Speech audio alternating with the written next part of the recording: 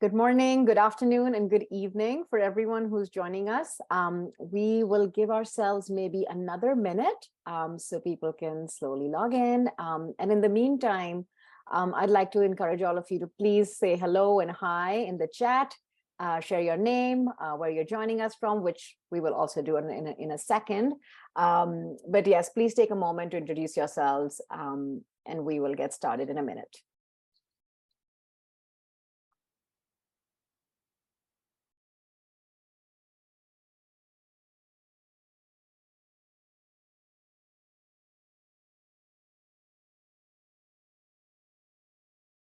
Great. So welcome everyone.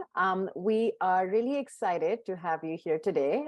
For those of you who are not familiar with the work of Capita, Capita is an independent global think tank. And our purpose is to build a future where all children and families flourish. And we do that by focusing on the early years and specifically thinking of problems in the society in an intersectoral way. One of the works that we've been doing has been focusing on climate. And with me today is Nicole and Eva, who have been leading works in their locations through the learning to policy, learning from the policy to action labs that we've hosted both in Cape Town and in Monterey. So I wanted to quickly start us off with a small introduction from the audience, just to see where everyone's joining from, just given the global nature of the discussions we will have today. So if everyone can, I'm going to quickly pull out Mentimeter and hopefully you can all join me in sharing where you're joining from. So let's take a minute here and second.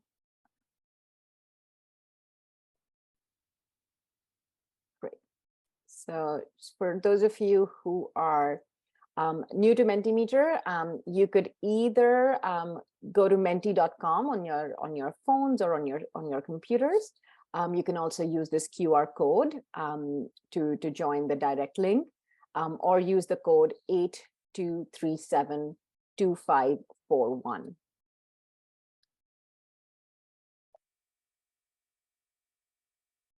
And I will start with the first question, which is if you can all pin where you're joining from, so we can get an idea, you know, where's everyone coming in from, and whether I should have started with good afternoon and good evening, or if I should have started with good morning, good evening, good afternoon. Oh, great. We see South Africa, of course. We see folks from Mexico, of course. Yes, makes sense. Great. I always enjoy seeing these dots pop up. So we'll give it a few more minutes while this populates itself.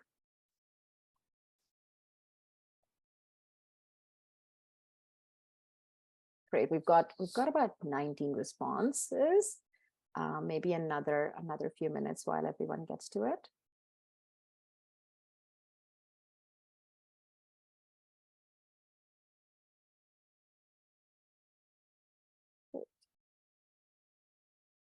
All right, thank you so much. It's no surprise that we have a lot of representation from South Africa and Mexico, and of course the US. But yes, please in the chat do share what brings you here. Por supuesto de los Estados Unidos. So I will stop sharing the Mentimeter and invite both Eva and Nicole to share some reflections. You know, Nicole and Eva, you've been through all of this. So, you know, we've centered our work around young children and families and recognizing the challenges that lie ahead of them. The fact that young children, in spite of not having a fault of their own, are actually going to inherit the world's problems that we're living in, specifically in the changing climate. We also know that young children, just because of the way their bodies and physiologically they're made, are also impacted more and in more extreme ways than adults. So all of this puts us in the situation to understand how do we make sure that their unique needs are centered in climate action and climate policy plans that cities are implementing. Nicole, I know you'll touch a little bit on why cities. And what I'm curious to hear from you first is if you can tell us a little bit about what happened in Stellenbosch, where, what were some learnings from it, and, what was the intention behind convening the group of individuals that you did. And from there, we'll probably go with Nicole. I'll invite you to share, your reflections and how it was different in Monterrey or similar in Monterrey, and what were some learnings that you've had. So maybe Nicole, if you can go ahead, and then we'll pass it on to Eva. Yeah, sure. Thank you, Ankita, and good morning, good afternoon, good evening to everybody on the call. So yes, let's go back to March of this year, because that was when Capita hosted our very first child-centered city climate policy to action lab, as Ankita, you just mentioned, in Stellenbosch at the Institute for Advanced Studies in South Africa. And the idea really was to bring together a very different group of people, a multidisciplinary group of people working in the spaces of A, climate change, and then B, early childhood development, to explore how we might place young children at the heart of climate change policies and strategies in cities. Now, we were very curious about exploring this intersection through the lens of cities for a number of reasons.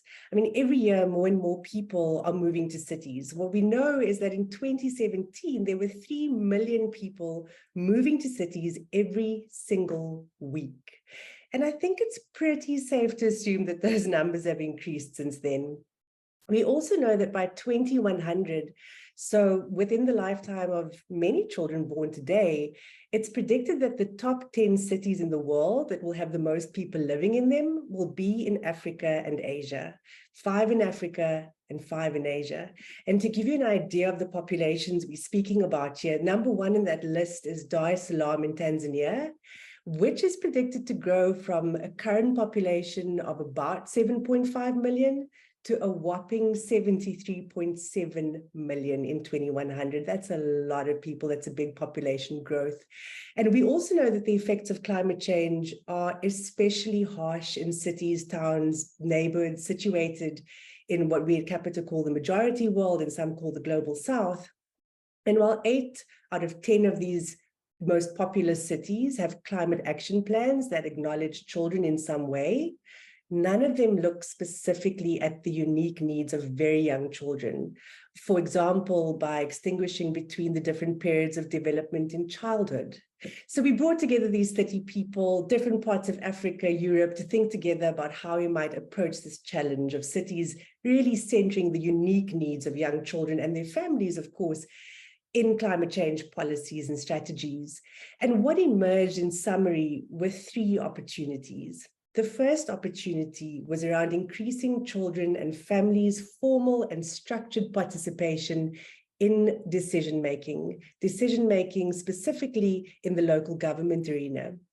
The second opportunity was institutionalizing, so embedding the responsibility for mitigating the impact of climate change on young children within cities, municipalities, and other local government structures. And then the third opportunity was really about scaling what works, scaling effective community-led approaches. Now, I know we'll probably get into some of the nuances around those opportunities through our conversations. I just wanted to share one key insight that really emerged through the uptake, so the people who came to the event in Stellenbosch, and actually continues to show up in Capita's work on this topic. And the insight is that when you're trying to bring together and rally and galvanize very different audiences around an intersectional issue, finding the right framing is really important. So at Capita, we started thinking off about our climate work and the intersection between climate and early years, that we should have a key framing around a moral obligation. So a moral obligation to help young children as the most vulnerable members of our society. But not that that's not right, but from a framing perspective, what we learned from testing and listening and talking to different stakeholders was that we actually could do with avoiding the vulnerability framing, or we might find ourselves speaking to those already converted or speaking in echo chambers. So this is an important paradigm shift, right? Moving towards emphasizing that investments in young children and families are in fact investments in resilience, community cohesion, positive relationships, and the emotional and cognitive skills that we need to prepare for an uncertain future. Healthy, resilient children and families are the foundation of healthy, resilient communities. And, you know, obviously hindsight, we'd probably have managed to get more people from the climate space into the Stellenbosch room or into the room in Stellenbosch if we'd framed child-centered action on climate change as being able to unlock a host of opportunities. For example, opportunities to create cleaner air and water, more green space and shade, healthier buildings, communities better prepared for extreme weather events, right? All benefits that ripple out far beyond the individual child and family. So those are just some of the insights, Ankita. Thanks, Nicole. And I think what an interesting way to kind of sum up one of the key opportunities is how we frame. And I think that's the question that we've, even for myself personally, coming from the built environment, is understanding how do we frame this, and how do we frame it in a way where it doesn't feel overwhelming for even those people, you know, even those practitioners that don't necessarily have worked in this segment, and you know, like really kind of narrowing it also down to what that means as impacts on our day-to-day lives. What does it mean for, you know, everyday lives getting disrupted? But I'd like to now invite Eva. Of course, you know, maybe as you share, you know, the findings and the learnings from Monterey, I'm curious if there were similarities, but also if you found that certain things were different from the discussions that were happening in Cape Town. Thank you, Ankita, and good morning, good afternoon, and good evening, wherever you are. Thank you for joining us today. I'm very excited to be here.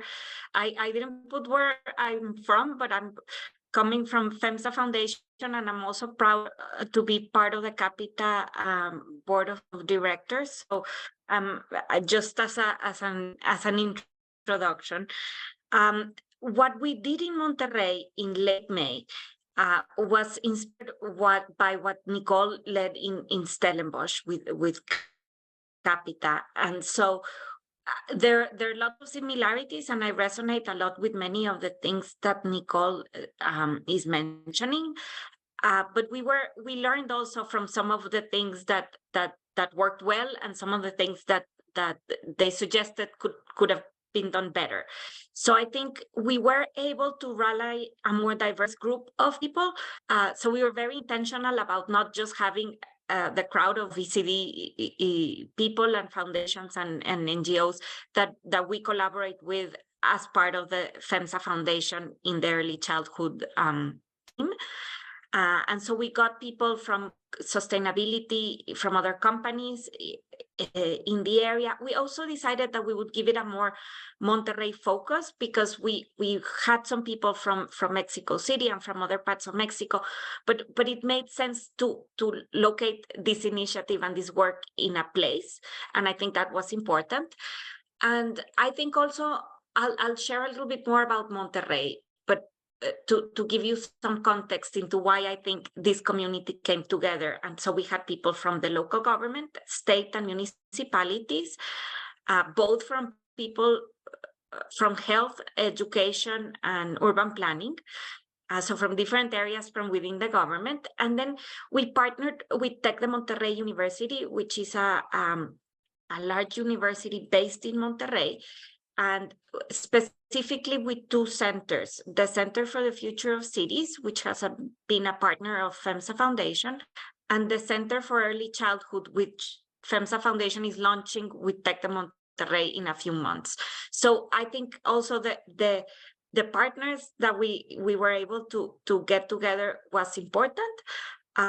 We had Luis Duarte from Imaginable Futures, who graduated from Tec de Monterrey, come down and moderate this panel. We benefited from Nicole's notes and suggestions. So it was a really, I think, very intentional workshop. And we also made it a little longer.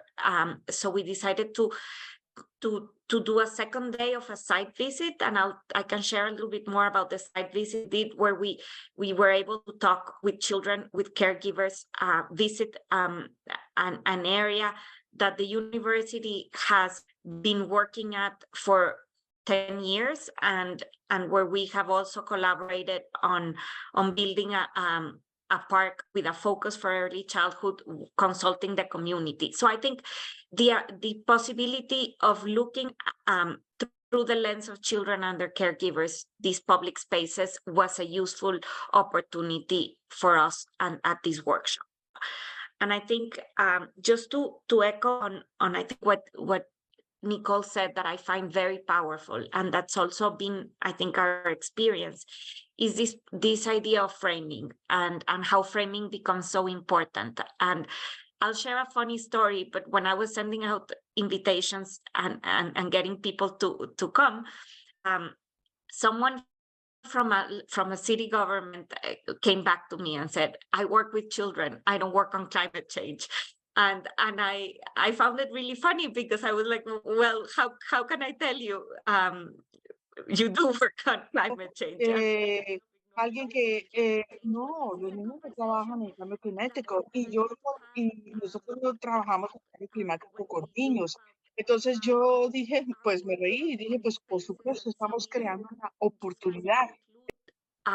Climate change and how we frame this in a way that is not seen as a lack of focus in our strategy, and how that's seen as something that's important in what we're doing. So so I think that's really, really powerful. And I think I can share a little bit more about part of what we shared about Monterrey, which I think is important, and I see that Jose Antonio Tor, who leads the Center for the Future of Cities, joined us, and I'm glad he's here. He was a great partner, and the work he and Nelida from his team have been doing in Monterrey is important. And they've worked extensively in this area that we did a field visit on, and some of the discussions that we had for framing what's been happening in Monterrey.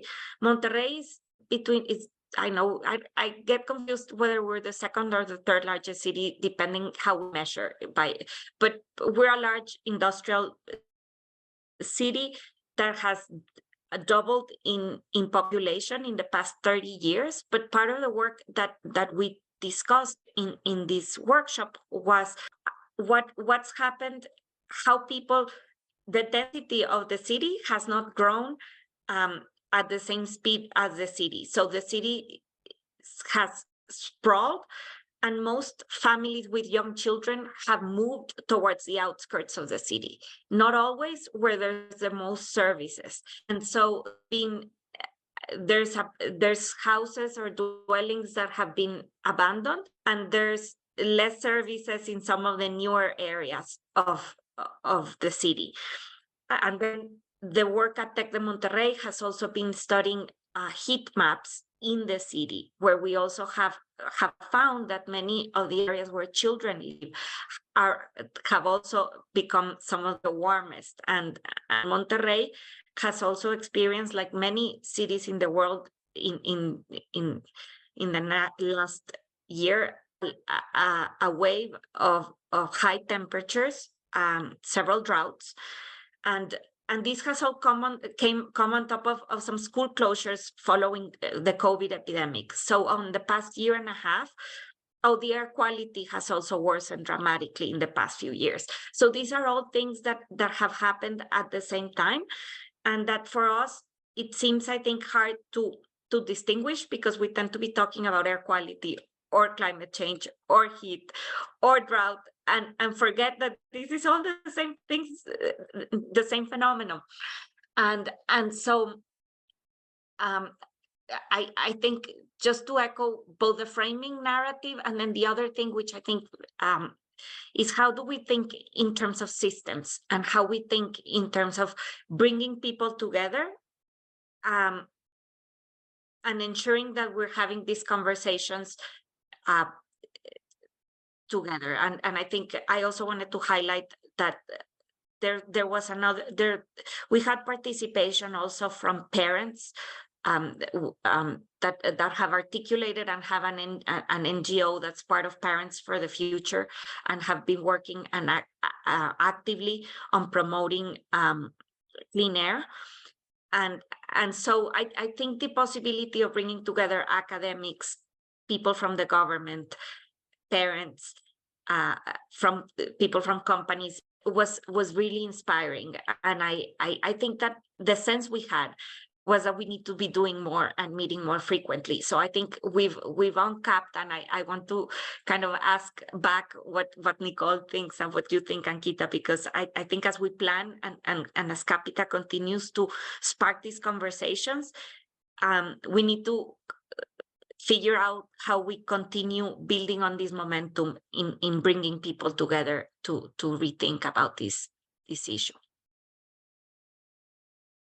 No, thank you so much, Eva, for that. I think I'm actually glad that you shared this little story. And I've been kind of saying that even here, in the US context, sometimes when you reach out to someone and say, we want to work on, we want to think about young children and families.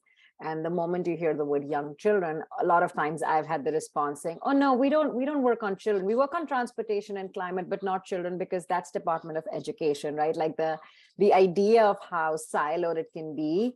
But what we often forget is that actually young children and families are present in everyday walk of our lives. They use cities just like any other person does. They're also part of the transportation system. They're also part of the, using public spaces. They're part of the way the city functions and the services we access. And I think it's also really interesting. And I'm glad that actually you touched on the topic of recognizing the heat, air quality, like these very issues that are, I guess, maybe easier to understand than putting it just under the big umbrella of climate change, and how each of these issues, whether it's, addressing and tackling air quality related work or issues, or whether it's like understanding how do we adapt our built environments in cases of extreme heat. These are all issues that relate, but sometimes it becomes easier to approach the challenge from these smaller thematic segments. And I, as you were talking about, one of the things, and also Nicole, as you were sharing this, in my mind, I was thinking it's already been a challenge to talk about children in the work that we do, and how we can include them in the work that's happening. And now we're almost like adding this other layer of bigger challenges that in the context that we need to work in. So I think the fact that we're already able to, and even as I can see the attendees here in the webinar, we have around 40 people today. The fact that we've been able to convene this group that is able to kind of connect these two pieces, I kind of feel positive. But I want to take a minute here before we go further and invite everyone who's joined us to share some of their reflections on the challenges and the opportunities that they're seeing in their city. So we'll go back to Mentimeter, and just bear with me for a second as I do this. Just a heads up, this is the first time I'm trying this out, so please bear with me as I'm navigating between these apps. So anyways, we will have the Mentimeter here. I've got the instruction slide once again for those who need to access the website. And we will go, this is what we had for where everyone was joining from. And now what I want to encourage you to do is take a few seconds and actually, okay, we're missing the slide. So take a few seconds and maybe talk about what is one wish that you have for your city that was doing better to ensure a flourishing future for young children and families in the context of changing climate. So maybe we'll, from the challenges that we have to what are some of the aspirations and inspirations that we want to bring in this discussion. So maybe if you can all take a minute and start sharing some of your thoughts.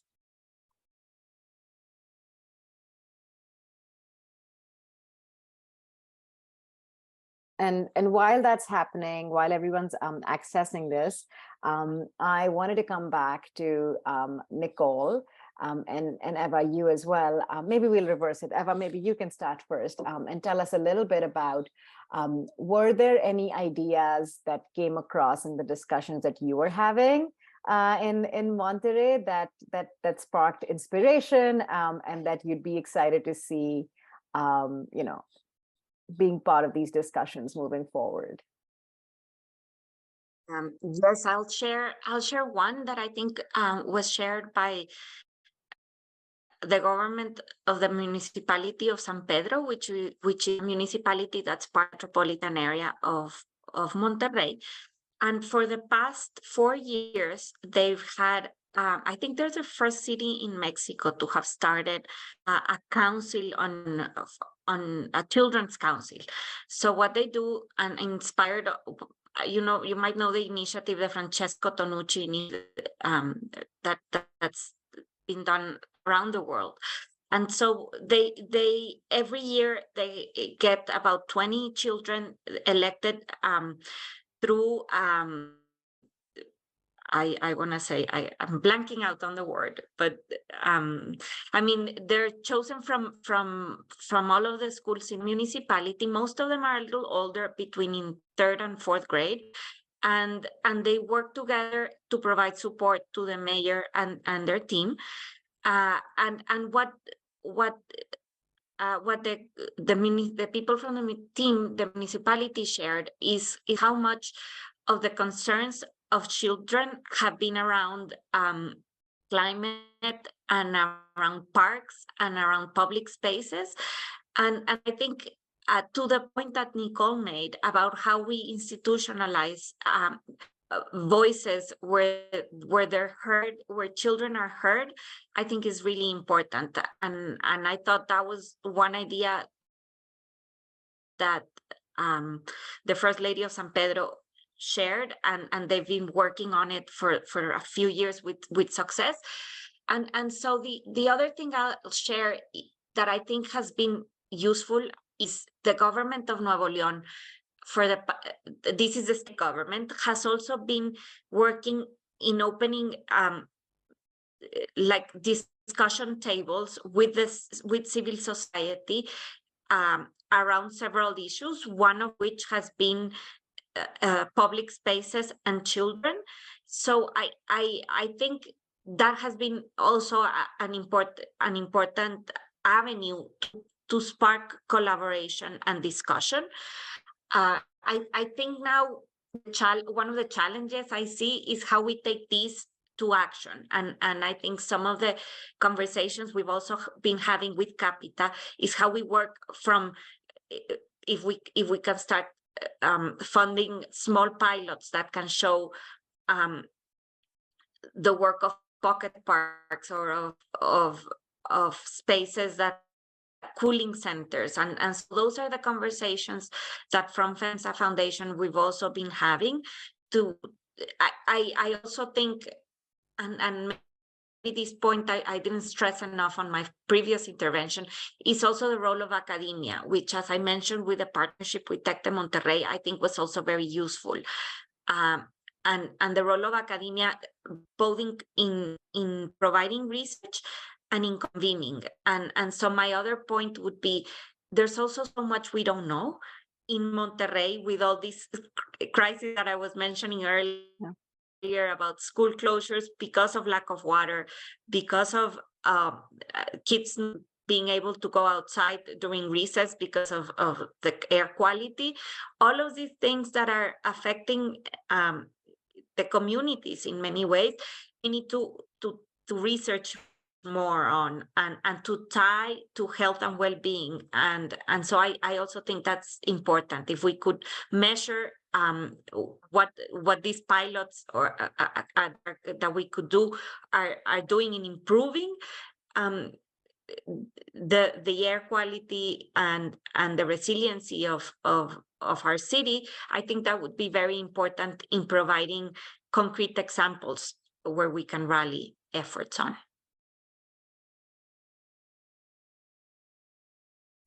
Eva, there are so many similarities. I feel like we were at the same convening. Perhaps just to build on where you left off around the research, that was definitely one of the very strong recommendations that came from the Stellenbosch convening. And as you were rightly saying, we don't know what we don't know. And so how can we find practical ways of being able to measure how certain things like air pollution or air quality, how those things are actually impacting child outcomes?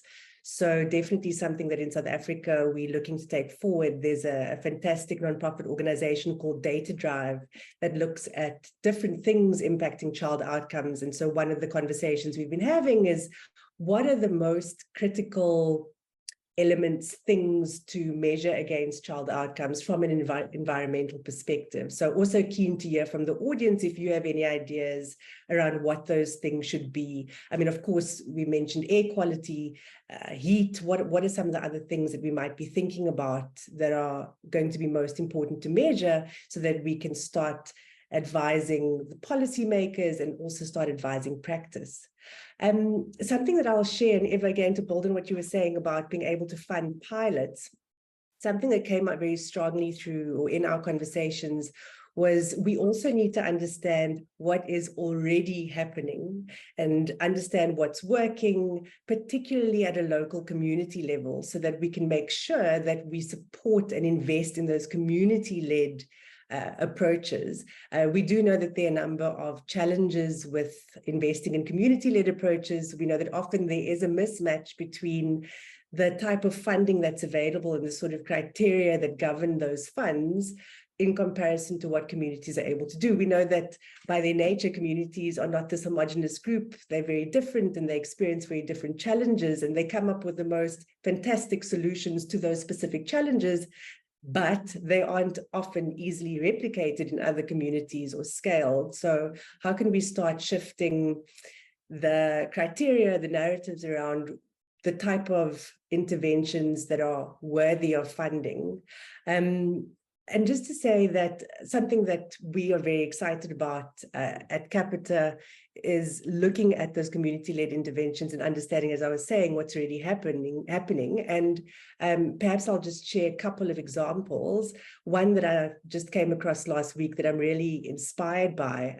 There's a little NGO called Lula Mapiko in South Africa, and they're working with the Do More Foundation in a couple of communities to pilot this really exciting project called Learning in the Garden. What's really fantastic is that Lula Mapiko supports early learning centers to develop organic gardens in their backyard, so to speak. And what's great is, of course, I mean, the produce from the gardens goes to providing nutritious food for the ECD center, for the early learning center, for the children, and very often if there's a surplus into the community. And in addition to providing nutritious foods, they also have developed this really innovative, creative program that helps the ECD practitioners to use the outdoors, to use the environment and the garden to teach all sorts of things, from early literacy to early numeracy to awareness of weather patterns changing and all sorts of exciting things. And this program's already rolling out. There's so many lessons. And I was just inspired by the fact that this is happening. What I find interesting in a lot of the examples that are surfacing and we're finding, coming back to the framing, is that very often these things aren't framed in the language of climate change and adaptation and mitigation and loss and degradation, and that's okay. They're framed in the lived experiences of those people. They do not have food. They need to grow their own food. Water is scarce. They need to find creative ways of finding water. And I think that's okay, rather than trying to make people talk the language of climate. We should be learning what their language is. Another example, and I see that Dave from Nature Connect is on the call today, so pleased that he could join us. Nature Connect is an NGO. They're based in Cape Town, but they work across South Africa. And they've developed this amazing resource hub for schools, all the way from, at the moment, from sort of grade R, I think, called pre-K in the States, all the way through to the end of school, that really helps the school, so the teachers, the principals, the students themselves, to understand how to care for the environment of the school, as in sort of the built environment and the environment around it. And then importantly, that spills over into the communities. And they've developed really simple, practical activities and resources and lesson plans that can be integrated into the existing curriculum rather than having climate or conservation as an add-on, which I also thought was quite innovative. And if I can just share one more, because Eva, you sparked my thinking when you were saying that it's important to think in systems and not just bring together certain groups of individuals. Another really exciting example of a different sort of player coming to the party in South Africa is that there's this company called Barrows. And they are I think they describe themselves as a retail manufacturing company. And essentially they produce, you know, when you go into shops and you see at the till, there are things displayed, let's say soaps, by way of example. Anyway, long story to say that they build the packaging that those soaps are displayed on. And what they've done is that they've actually begun to recycle their plastics, and they've been able to create molds in the shape of these really fun, colorful, fun building blocks for young children. So they recycle their plastics, they turn them into building blocks that then gets distributed to some of the most under-resourced communities in South Africa.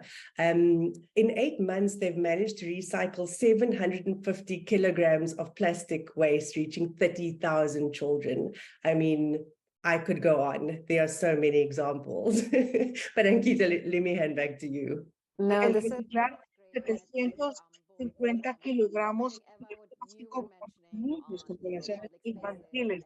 Esto es súper increíble. Y usted mencionó cómo los espacios limpios. ¿Cómo podemos hacer una intervención? ¿Cómo podemos pintar un spaces, you know, traffic calming, streets. So there's definitely that relationship in the city itself on what's needed at a very physical level. And Nicole, to your point, I think the 3 examples that you gave actually interconnect a lot of this, especially like the example of the green yards and, like, you know, helping children kind of understand food, because I think someone mentioned nutrition within the group as well.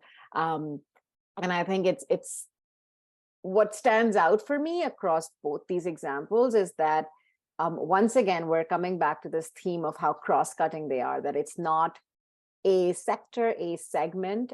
It is something that you need different players and different departments to come together, but also different thinking, right? Like whether it's teaching from recycling to becoming something that's of play and learning, to when you're thinking of green spaces, where there's like the element of not only the adaptation and resiliency and the landscape of how you create it, to actually being able to have that as a space where children can interact, play, and also learn about the nature itself. So I think it's really interesting that, you know, some of these ideas of an inspiration is so cross-sectoral. And then one thing I wanted to mention on the pilots, Eva, at Capita, on October 12th, we'll be releasing the Early Years Climate Action Plan, which has been done with the support of the Early Years Climate Action Task Force. And it is one of those efforts which actually does sit across different sectors, bringing together experts to really, you know, think of policy recommendations that can happen at different levels. So thinking from national government to state government to local governments, you know, thinking of what the private sector can do, what the public, what the philanthropic sector can do. So this is where I think what we're really excited about is 2 things. One, it also brings forward just the inspirational ideas that you both shared as bright spots that's happening, as already happening, that we can look at and learn from. But also what we're excited about is being able to actually take some of these policy actions that are recommended and really implement them in different contexts and learn from you know, what it takes to implement something like this, but also what are other aspects that we might want to consider as we're implementing. So if we're thinking of, you know, low emission zones around schools, well, we also need to think about how would children and families then arrive in ways that are low emission. So are they walking and biking? So there is a, there's a trickle effect. It is not just one solution, but all these multiple solutions that need to work together. For everyone who's in the audience, I'd encourage you to please do look at the action plan. Once we launch it on October 12th, we're really excited about that. But I think what I want to do now, we have about 15 minutes, and I'd like to give the audience a chance to ask any questions, or if they've had any reflections on just hearing, this conversation. You can either use the chat function, which is now enabled, or the Q&A function. Either of those works. So please, feel free to share your ideas and thoughts. I should have announced earlier that we do have interpretation in Spanish. But I do hope that those who needed it were able to find that already. And while that's happening, while we give a few seconds to the audience to put together their thinking and their questions, I have a personal question for you both. We are also organizing a similar session in Delhi in December, and that's where I'm from. And I'm curious if there's any advice or guidance on just the process of when we are to convene people that are across different sectors. I think, Eva, you did a great job in bringing people from the health to the education to the transportation and really kind of bringing that. Nicole, there were some learnings in Cape Town, and like when you're bringing this broad set of insights, but also like outlooks from people to come together. There's a way that you may want to think about convening. So, I'm sure everyone who's here in the audience is working at these intersections that brings together all these different people. So as we continue to plan these convenings, is there any advice or guidance that you'd like to share? Maybe like one sentence or two, maybe, highlight one or two for us while we wait for questions. I don't know, Nicole, do you want to go first? Yeah, I noticed both Eva and I are being polite and waiting. So thank you, Ankita.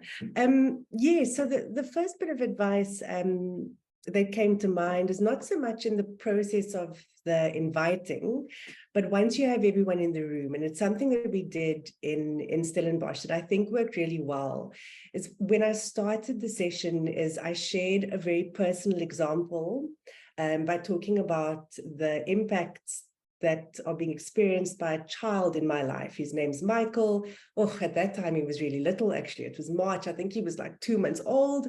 And he lives with his parents in a township community in Cape Town. And I was just speaking about what life was like for Michael. Of course, I did receive permission from his parents to speak about them and Michael's life. And I found that, and I very intentionally didn't use any sort of climate language. I also intentionally didn't use any ECD language, and really just spoke about Michael as this little boy who's growing up in this community. And I felt that really helped to land people in the space. I mean, I know for myself entering into this work, I was really nervous to speak about climate change. I was like, I don't understand the language. Who am I? And I just found that by allowing people to listen to a story that I thought is really relatable to anybody was really helpful. So you might want to think about that. I agree. I mean, get Nicole on board to either if she won't come to Delhi, get her notes, which were fantastic. Inspired on Michael's story, we managed to also get permission from the parents of our little girl. I think her name is Sarah, and she's a 6-year-old girl from the community that we visited on the second day. And so I do think a personal story helps relate to everyone. The span of years that we're talking about. We're talking about children who will see 100,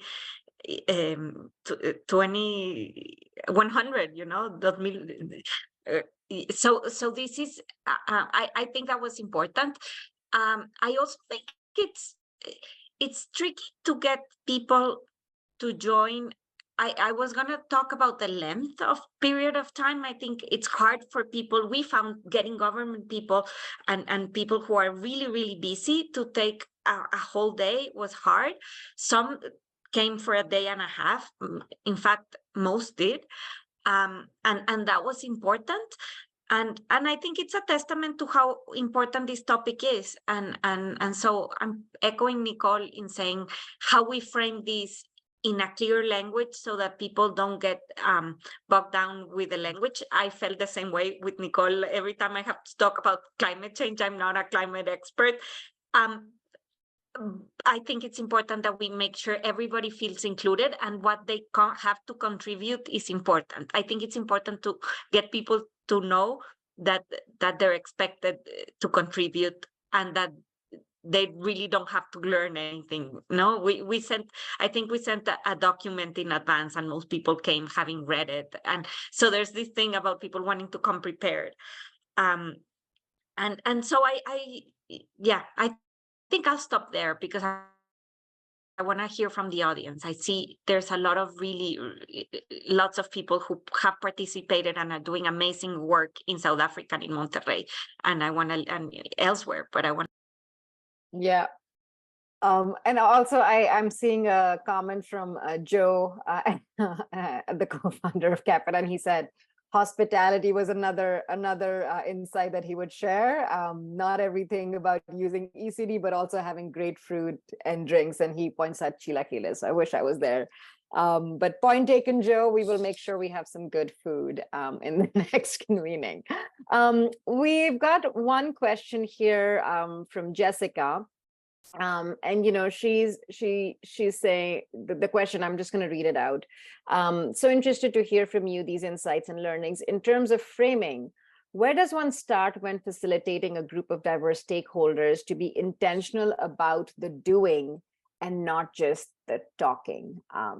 It's a very, very interesting question. So basically inspiring action more than just sharing what ideas could be. Maybe Eva, you want to start with this first, or Nicole, do you want to?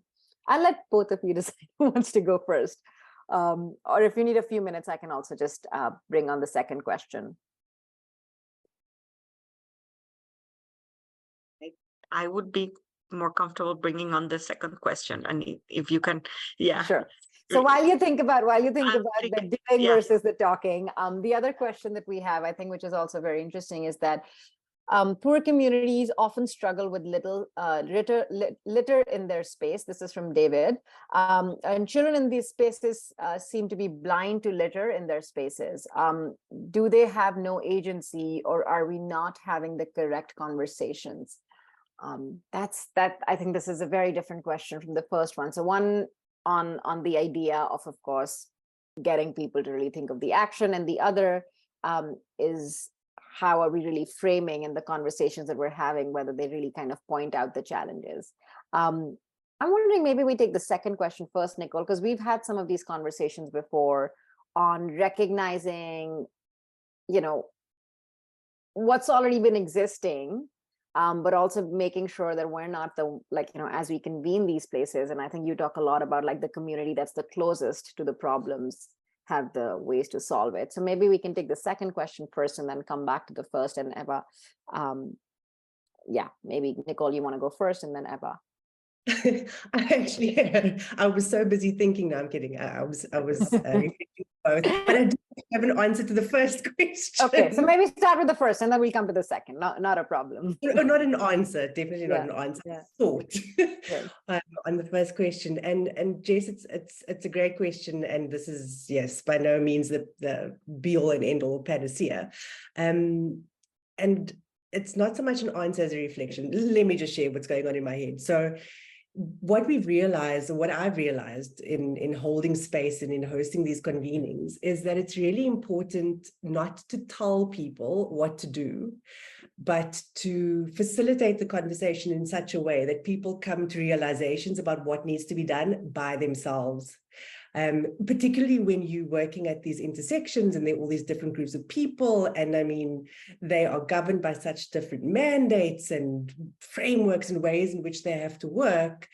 What we found helpful in Stellenbosch and likewise in other convenings is making sure that at the end of the session, or towards the end of the session anyway, that there is time for people to reflect quietly by themselves and actually commit to taking an action.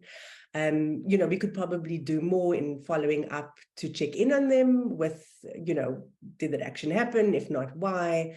But the insight for me really is about allowing people to find themselves and a route to action by themselves, rather than saying, take this route to action. And David, that's a very challenging question. I'm going to let Eva answer that question. I'll try. These are really good questions that I think I will be thinking about for the next few days, and I'll probably have ideas that will come to me in the future. But both are very good questions. So I want to echo what Nicole is saying about the how, because on the one hand, I do think people need to come to their own realizations, and that's important. But how we frame those conversations so that those realizations come, I also think it's something that we need to think intentionally. And I also think it's a lot we already know, and it's just a matter of reminding people. And I go back to thinking about how schools right now are being more intentional also in how they integrate environmental education into what they're doing. So and into other courses, you know. So things like recycling, things as just simple like saving water, planting trees, keeping a garden at home or at school. Those are things that are important. So it's important. I also think that we mentioned already the role of academia and the role of bringing people together and communicating, cultivar alimentos.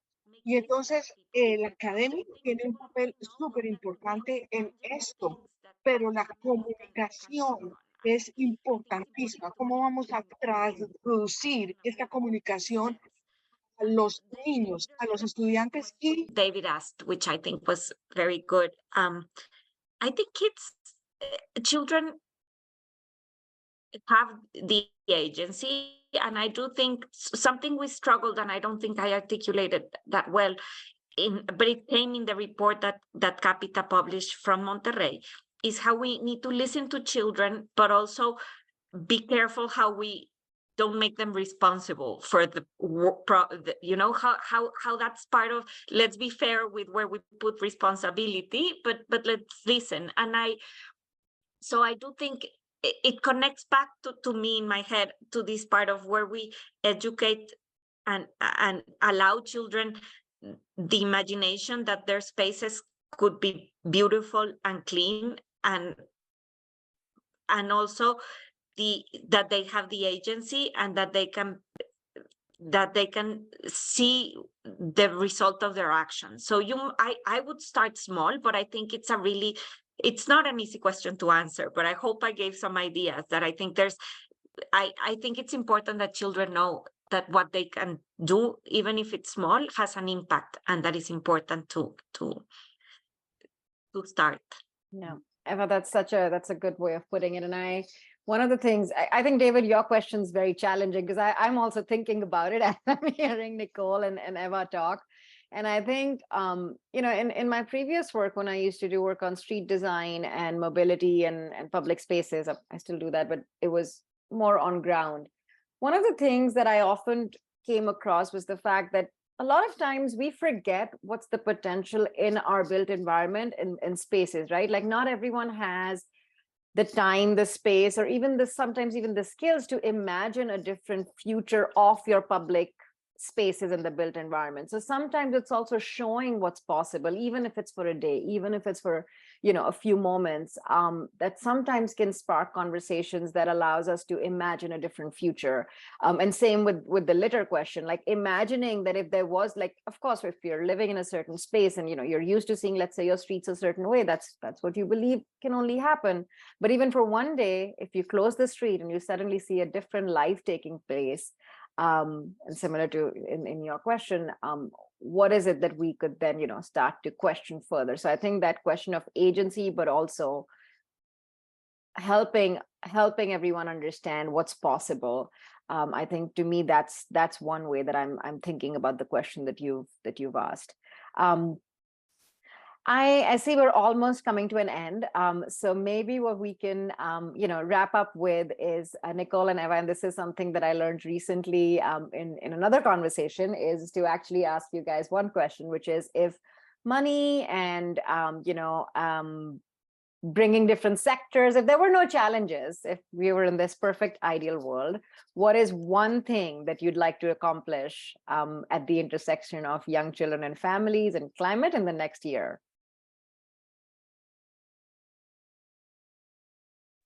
This might be harder than David's question. An exercise of imagination for sure.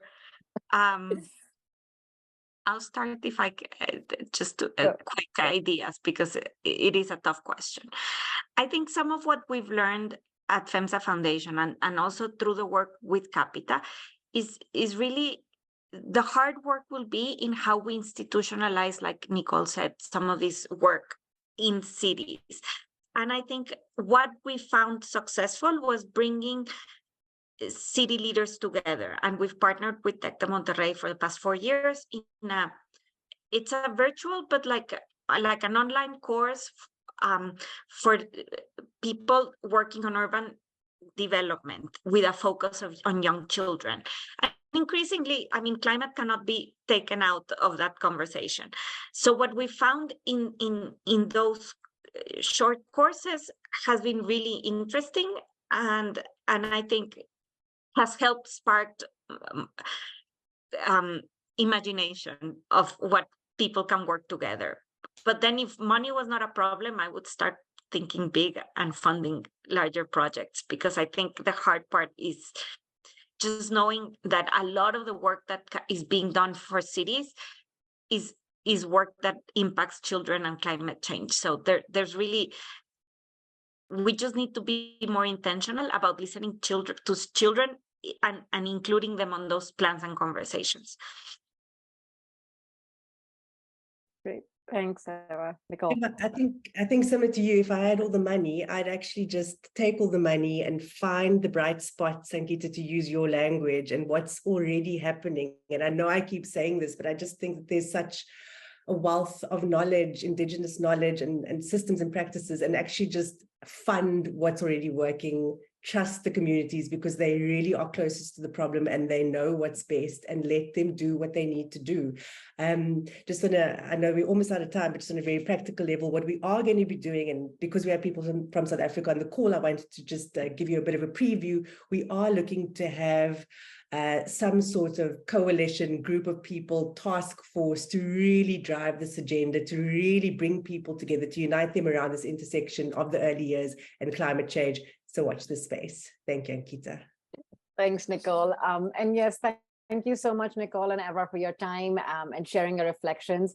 And thank you, everyone, for joining us. We will share the link to this webinar and some other information that we shared today in an email. And thank you so much, everyone. Bye-bye.